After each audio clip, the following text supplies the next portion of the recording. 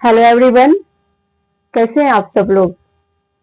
तो हम 71वीं बीपीएससी की तैयारी कर रहे हैं और लास्ट सेशन में हमने डिस्कस किया था प्रस्तावना।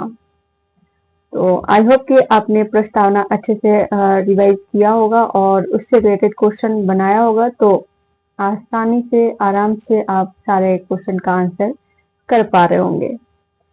इसी तरीके से आज का जो टॉपिक हम लेकर आए हैं वो अनुसूची, इससे भी रिलेटेड कई बार एग्जाम में पूछे जाते हैं। भारतीय संविधान की अनुसूची से रिलेटेड अगर आप पीवाईक्यू देखेंगे, प्रीवियस ईयर्स क्वेश्चन देखेंगे, अगर आप सॉल्व किए होंगे तो वहां आप पाएंगे कि यहाँ से भी कई बार क्वेश्चन पूछे गए हैं। ठीक, तो चलिए स्टार्ट करते हैं। तो हमारे संविधान में टोटल 12 अनुसूचियां हैं। प्रथम अनुसूची में कहा गया है कि जो भारत है राज्यों का संघ है, ठीक है। और प्रथम अनुसूची में ये कहा गया है। और अभी टोटल कितने राज्य हैं? 28 राज्य और 8 केंद्र शासित प्रदेश। तो भारत इसका राज्य और केंद्र शासित प्रदेश का संघ है, ठीक है। और यहाँ एक छोटा सा पॉइंट है जो कि आपके एग्जाम के पॉइंट ऑफ व्यू से इम्पोर्टेंट हो जाता है। वह 69वां संविधान संशोधन अधिनियम के द्वारा दिल्ली को राष्ट्रीय राजधानी क्षेत्र का दर्जा दिया गया। बहुत ही ज्यादा इम्पोर्टेंट हो जाता है ये संविधान संशोधन। कौन सा? 69वां 69th कॉन्स्टिट्यूशन अमेंडमेंट एक्ट के तहत दिल्ली को राष्ट्रीय राजधानी क्षेत्र का दर्जा दिया गया है। नेक्स्ट है द्वितीय अनुसूची। इसमें विभिन्न पदाधिकारियों को प्राप्त होने वाले वेतन, भत्ते और पेंशन का उल्लेख किया गया है। विभिन्न पदाधिकारी मतलब राष्ट्रपति, राज्यपाल, लोकसभा के अध्यक्ष, उपाध्यक्ष, राज्यसभा के सभापति, उपसभापति, विधानसभा के अध्यक्ष, उपाध्यक्ष, विधान परिषद के सभापति, उपसभापति, उच्च न्यायालय, उच्चतम न्यायालय के न्यायाधीशों एंड नियंत्रक एवं महालेखा परीक्षक इत्यादि, इनके वेतन, भत्ते और पेंशन का उल्लेख किस अनुसूची में किया गया है? तो ये अनुसूची 2 में किया गया है। ठीक, तो हमने 2 अनुसूचियां देखा। पहला अनुसूची में है कि भारत राज्यों का संघ है और 69वां संविधान संशोधन अधिनियम के तहत दिल्ली को राष्ट्रीय राजधानी क्षेत्र का दर्जा दिया गया है। सेकंड अनुसूची में हमने देखा कि विभिन्न पदाधिकारियों का वेतन, भत्ता और पेंशन का उल्लेख किया गया है। नेक्स्ट है तीसरी अनुसूची। इसमें विभिन्न पदाधिकारियों के पद ग्रहण करने के समय लिए जाने वाले शपथ का उल्लेख किया गया है। तो यहाँ कंफ्यूज नहीं होना है।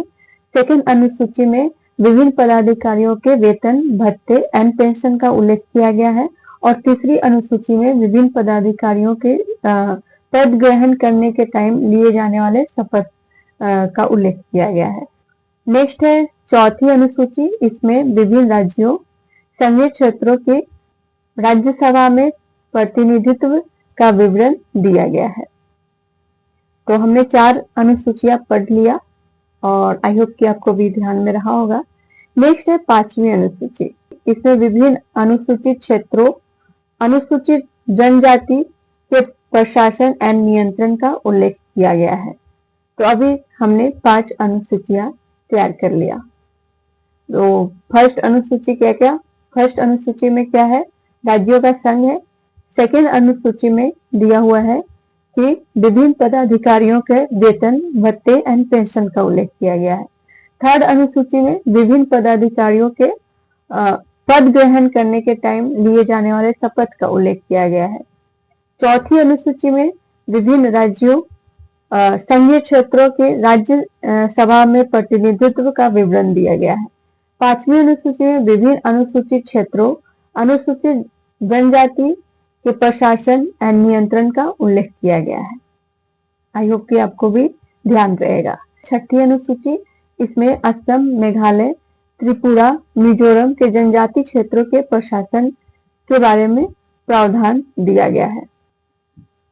7वीं अनुसूची में केंद्र और राज्यों के बीच शक्तियों का बंटवारा है ना, जैसे कि संघ सूची में जो कानून बनाते हैं वो केंद्र सरकार कानून बनाती है, इसमें टोटल 100 विषय हैं। राज्य सूची में राज्य सरकार कानून बनाती है, इसमें 61 विषय हैं। एंड समवर्ती सूची में केंद्र सरकार और राज्य सरकार दोनों मिलकर कानून बनाते हैं और इसमें टोटल 52 विषय हैं। नेक्स्ट है 8वीं अनुसूची। 8वीं अनुसूची में टोटल 22 भाषाओं का उल्लेख किया गया है। तो यहाँ आपको ध्यान में रखना है कि जब मूल संविधान में 22 भाषाएं नहीं थी, मूल संविधान में 14 भाषाएं थी, 14 भाषाएं। 8वीं अनुसूची में भारत की 22 भाषाओं का उल्लेख किया गया है। जब संविधान का निर्माण हुआ था उस टाइम 8वीं अनुसूची में 22 भाषाएं नहीं थी, उस टाइम 8वीं अनुसूची में 14 भाषाएं थी। ठीक है, उसके बाद संविधान में संशोधन करके और भी भाषाएं इसमें जोड़े गए हैं। जैसा कि पहला सिंधी भाषा जोड़ा गया है, तो कौन से संविधान संशोधन के तहत? 21वां संविधान संशोधन के तहत सिंधी भाषा को इसमें शामिल किया गया है। 71वां संविधान संशोधन के तहत कोंकणी, मणिपुरी और नेपाली को शामिल किया गया है। कई बार एग्जाम में पूछा जाता है कि कोंकणी, मणिपुरी और नेपाली को किस संविधान संशोधन के तहत 8वीं अनुसूची में शामिल किया गया है? तो ये 71वां संविधान संशोधन के तहत। 92nd संविधान संशोधन के तहत 4 भाषाएं शामिल किए गए हैं, मैथिली, संथाली, डोगरी एंड बोडो। तो इस तरीके से टोटल 22 भाषाएं हो गए। ठीक है, तो ध्यान में रखिए, हम फिर से रिवाइज करते हैं। 21st संविधान संशोधन अधिनियम के तहत सिंधी भाषा को शामिल किया गया है। 71st संविधान संशोधन के तहत कोंकणी, मणिपुरी और नेपाली भाषा को शामिल किया गया है। एंड 92nd संविधान संशोधन के तहत मैथिली, संथाली, डोगरी एंड बोडो को शामिल किया गया है। 9वीं अनुसूची में राज्यों द्वारा संपत्ति के अधिग्रहण की विधियों का उल्लेख किया गया है। और मुख्य बात यह है कि ये हमारे जो ओरिजिनल संविधान में 9वीं अनुसूची का उल्लेख नहीं था। इसको प्रथम संविधान संशोधन अधिनियम 1951 के तहत 9वीं अनुसूची को जोड़ा गया है। तो इसको भी ध्यान में रखना है। और उस टाइम भारत के प्रधानमंत्री कौन थे? पंडित जवाहरलाल नेहरू। कई बार एग्जाम में पूछे गए हैं, तो इसको ध्यान में रखना बहुत जरूरी है। 10वीं अनुसूची में दल बदल से संबंधित प्रावधानों का उल्लेख किया गया है और ये संविधान में 52nd संविधान संशोधन अधिनियम 1985 के तहत जोड़ी गई है। नेक्स्ट है 11वीं अनुसूची, पंचायती राज से संबंधित है और ये संविधान में 73वें संविधान संशोधन अधिनियम के तहत जोड़ी गई है। नेक्स्ट है 12वीं अनुसूची, तो ये शहरी निकाय से संबंधित है, नगर पालिका से संबंधित है और इसको 74वें संविधान संशोधन के तहत शामिल किया गया है। तो इसको ध्यान में रखिएगा। तो इस तरीके से हमने टोटल 12 अनुसूचियां देखा। एक बार रिवाइज कर लेते हैं। फर्स्ट अनुसूची में है कि भारत राज्यों का संघ है, मतलब राज्य और केंद्र शासित प्रदेश दोनों। 69वें संविधान संशोधन अधिनियम के तहत दिल्ली को राष्ट्रीय राजधानी क्षेत्र का दर्जा दिया गया। सेकेंड अनुसूची में विभिन्न पदाधिकारियों के वेतन, भत्ते और पेंशन का उल्लेख किया गया है। तीसरी अनुसूची में, तृतीय अनुसूची में विभिन्न पदाधिकारियों के पद ग्रहण के समय लिए जाने वाले शपथ का उल्लेख किया गया है।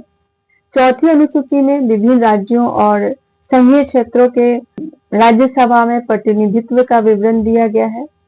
5वीं अनुसूची में विभिन्न अनुसूचित क्षेत्रों, अनुसूचित जनजाति के प्रशासन एंड नियंत्रण का उल्लेख किया गया है। और 6ठी अनुसूची में 4 राज्य हैं, कौन कौन से? असम, मेघालय, त्रिपुरा और मिजोरम। यहाँ के जनजाति क्षेत्रों के प्रशासन के बारे में उल्लेख किया गया है। 7वीं अनुसूची में केंद्र और राज्यों के बीच शक्तियों का बंटवारा, जिसमें संघ सूची, राज्य सूची और समवर्ती सूची। संघ सूची में टोटल कितने विषय हैं? 100 विषय हैं।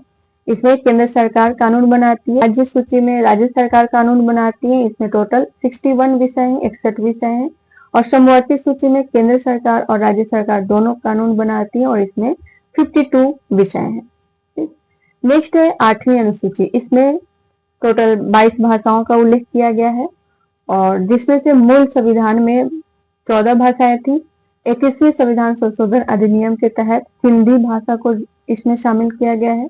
71वीं संविधान संशोधन अधिनियम के तहत मणिपुरी, कोंकणी और नेपाली को शामिल किया गया है। और 92nd संविधान संशोधन अधिनियम के तहत मैथिली, संथाली, डोगरी, बोडो को शामिल किया गया है। ठीक है। नेक्स्ट है 9वीं अनुसूची। 9वीं अनुसूची में राज्यों द्वारा संपत्ति के अधिग्रहण के विधियों के बारे में उल्लेख किया गया है। और 9वीं अनुसूची को फर्स्ट संविधान संशोधन अधिनियम 1951 में शामिल किया गया है। नेक्स्ट है 10वीं अनुसूची, दल बदल से संबंधित है और इसको 52nd संविधान संशोधन अधिनियम के तहत शामिल किया गया है। नेक्स्ट 11वीं अनुसूची पंचायती राज से संबंधित है। इसको 73वें संविधान संशोधन अधिनियम के तहत शामिल किया गया है।